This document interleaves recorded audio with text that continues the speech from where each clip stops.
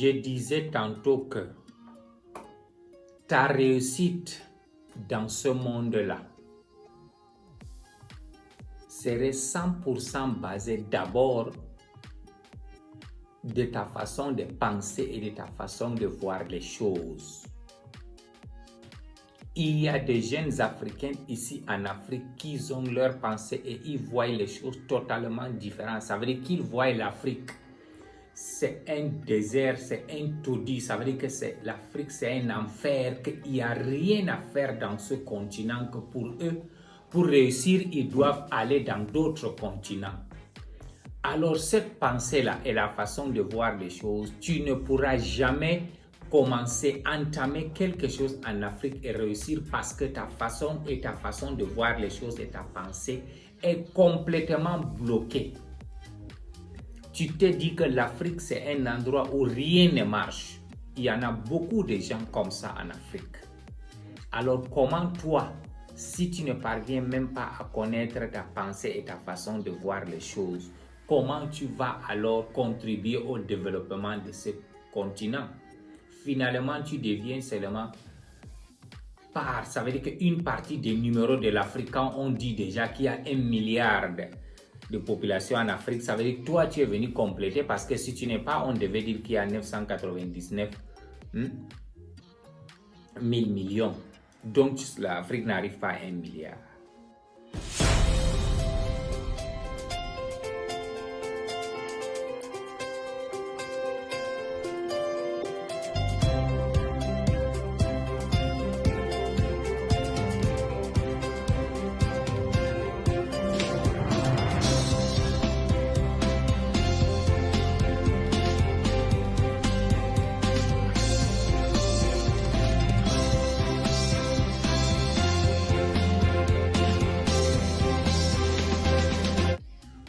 Bienvenue sur Develop Africa. Je suis le bulldozer du développement africain. Bienvenue encore.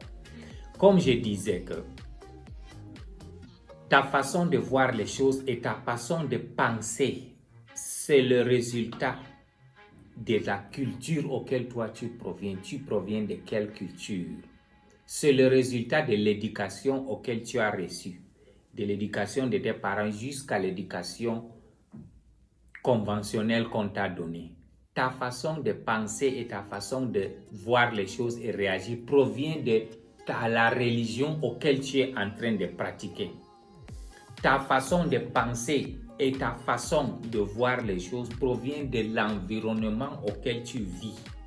Là où tu vis actuellement, ça détermine ta façon de penser.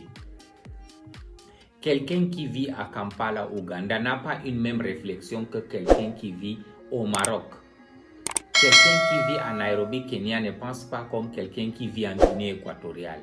Quelqu'un qui vit à Guinée-Bissau n'a pas une même réflexion que celui de l'Afrique du Sud. Quelqu'un qui vit à Zimbabwe n'a pas une même pensée qu'un Algérien. Celui qui vit au Mali ne réfléchit pas comme celui qui vit au Cameroun. Celui qui vit en Côte d'Ivoire n'a pas le même esprit que celui du Congo RDC. Celui qui vit au Rwanda n'a pas le même pensée que celui du Djibouti.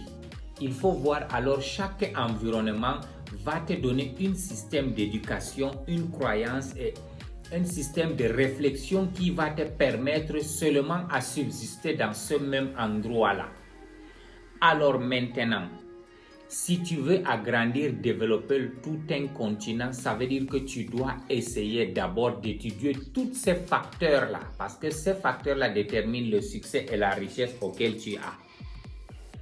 Comment toi tu vas y arriver d'abord à te comprendre? Parce que si tu n'as pas compris qui tu es, d'où tu viens, quel genre d'éducation, ton environnement, ta façon de réfléchir, tu ne pourras pas comprendre les rouages, comment les autres personnes réfléchissent et pourquoi ils parviennent à toujours tirer ce genre de résultats. Ça s'applique exactement sur la pauvreté. Quand tu n'as pas compris pourquoi la pauvreté elle existe, tu ne peux pas aller à la richesse. Il faut que tu connaisses d'abord les causes de la maladie pour connaître le médicament de cette maladie et pour à la fin finir avec cette maladie et devenir quelqu'un de santé. Alors toi, ta pensée et ta réflexion, elle est basée sur quoi? Si tu veux vraiment développer l'Afrique. Nous savons que celui qui vient de la religion musulmane n'a pas les mêmes pensées que celui qui vient le bouddhisme de l'Inde. Celui qui vient de la religion judaïsme des Hébreux n'a pas une même façon de penser qu'un chrétien du christianisme. Celui du christianisme ne pense pas comme celui du Bouddha. On a les différentes façons de croyance à voir certaines choses que si on n'a pas pu comprendre d'abord la base de notre religion, on ne peut pas comprendre l'autre religion. Alors maintenant, comme on est chanceux, on a la chance dans ce monde que l'éducation est devenue à la portée de tous. On a toutes les gadgets pour apprendre. Est-ce que tu as compris d'abord toi? Tu viens de quel background? Ton culture c'est quoi? Ta culture, pardon, c'est quoi? Ton éducation, c'est quel niveau, c'est quel genre d'éducation? Quelqu'un qui a eu l'éducation anglophone n'a pas le même système que l'éducation francophone. Celui qui a été éduqué aux États-Unis ne réfléchit pas avec celui qui a été éduqué au Cameroun. Celui qui a fait l'école dans des grandes universités n'a pas la même réflexion avec celui qui a fait l'école dans ces universités qui n'a pas toute cette ambiance de succès là. Ça veut dire qu'il y a les universités dans ce monde ici que nous tous nous connaissons. Quand tu es allé apprendre là-bas, tu as 70% de chances pour trouver les grands travails. Pourquoi? Parce que l'environnement en elle a joué un très grand rôle. Ça veut dire que les gens qui sont derrière cette université-là, l'éducation en elle, leur culture, leur façon de voir les choses est élevée.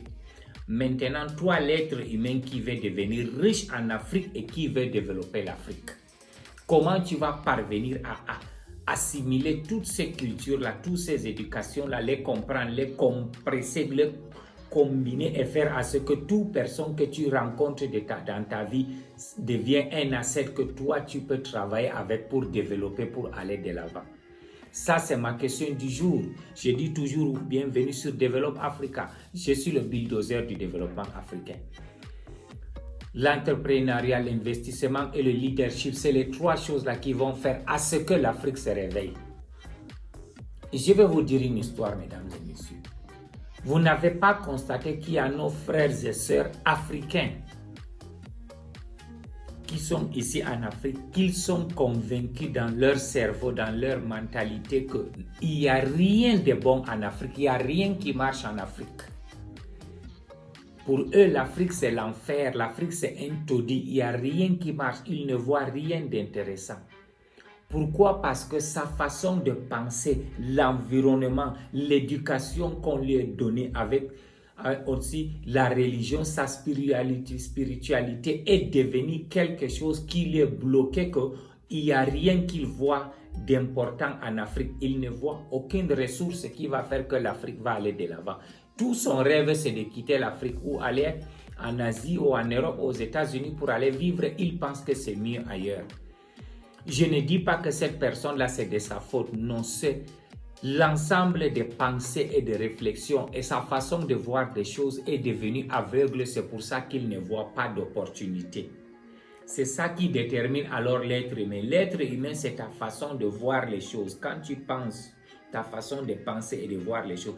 Si cette façon, elle est vraiment extraordinaire, ça va faire à ce que toi, tu pourras changer les choses. Parce que pour changer les choses, il faut que tu comprennes les différentes cultures, les différentes religions, les différentes éducations et les différentes façons de voir les choses. Que là, ça te permettra d'accommoder et d'amener quelque chose de nouveau. La Chine s'est développée, c'est parce qu'ils sont allés dans tous les pays de l'Afrique. Ils ont pris leur système de culture des autres, allaient créer des choses qui sont accommodables à ces cultures-là. Comment ça veut dire qu'un Chinois vient faire les beignets en Afrique avec le haricot? Un Chinois vient fabriquer le manioc. Ça veut dire qu'il est venu comprendre que ces cultures-là, voilà ce que les gens-là, ils aiment, ils croient. Et si je fais ça, ils vont m'accommoder et ils vont toujours me donner leur argent. C'est ça l'expérience de pensée et la pensée positive. Ça veut dire que tu es toujours prêt à t'accommoder à toutes les façons de vivre.